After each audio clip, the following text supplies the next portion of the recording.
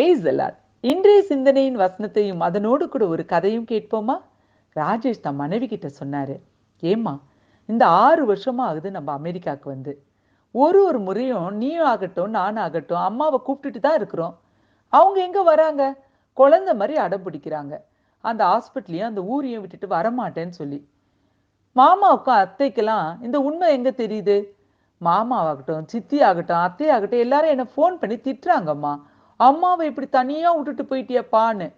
நானு அவங்கள கூப்பிடாமையா இருக்கிறேன் அப்படின்னு மனைவி கிட்ட எடுத்து சொன்னாரு. இதை கேட்ட ராஜேஷோட மனைவி, என்னங்க, அத்தை ரொம்ப நல்ல வேலை பண்ணிட்டு இருக்காங்க.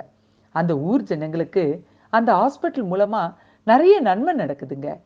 நீங்களும் நானும் இந்த 6 வருஷத்துல இந்த ஊருக்கு வந்து கை நிறைய பணத்தை பார்த்தோம். வேற என்னத்தை பார்த்தோம்? நான் ஒன்று சொன்னா கோச்சிக்க மாட்டீங்களே. பேசாம நம்மளும் அத்தை கூட போய் அந்த ஹாஸ்பிட்டல்ல உதவியா இருக்கலாங்க. எங்கேயோ டாக்டரா இருக்கிறது நம்ம சொந்த ஹாஸ்பிட்டல்ல டாக்டரா இருக்கலாம். நம்ம ஊர் ஜனங்களுக்கு நல்லது செய்யலாமே அப்படின்னு சொன்னாங்க. இதை கேட்ட உடனே ராஜேஷ்க்கு ரொம்பவே ஆச்சரியமாவும் உண்மைனும் மனசுக்கு பட்டுச்சு.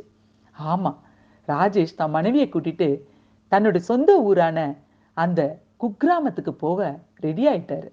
என்னங்க, ஆமாங்க, நன்மைன்னு ஒரு காரியம் நமக்கு பட்டா அதை செய்யறதுக்கு நம்ம தயங்க கூடாதுங்க. வேத வசனம் என்ன சொல்லுதுன்னு பார்க்கலாமா?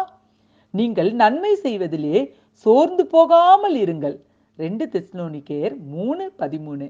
அப்புறம் என்னங்க, நன்மைன்னு உங்க மனசுக்கு பட்டுருச்சுல்ல, அதை தைரியமா செய்யுங்க. God bless you all.